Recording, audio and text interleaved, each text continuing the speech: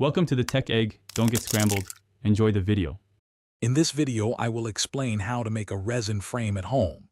First, gather your essential materials like a silicone mold, 2-part epoxy resin, and mixing cups.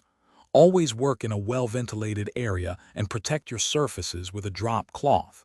Safety is key, so wear gloves and eye protection throughout the process. This preparation ensures a smooth and enjoyable crafting experience. Now let's mix the resin. Follow your product's instructions carefully, typically a 1-to-1 ratio of resin to hardener. Mix slowly for at least 3 minutes, scraping the sides and bottom of your cup to ensure full incorporation. Once mixed, slowly pour the resin into your frame mold. Avoid pouring too quickly to minimize air bubbles, aiming for an even fill.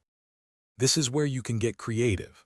After pouring, gently add any embellishments like dried flowers, glitter, or small charms.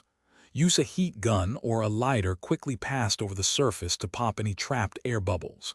Then, cover your mold to protect it from dust and let it cure. Most resins require at least 24 hours to fully harden, so be patient. Once fully cured, it's time for the exciting part, demolding. Gently flex the silicone mold to release your new resin frame. If there are any sharp or uneven edges, carefully trim them with a craft knife or fine grit sandpaper. For an extra professional touch, you can polish the frame with a soft cloth and resin polish to enhance its shine. Enjoy your handmade creation. Thanks for watching. Consider subscribing if I helped unscramble your problems.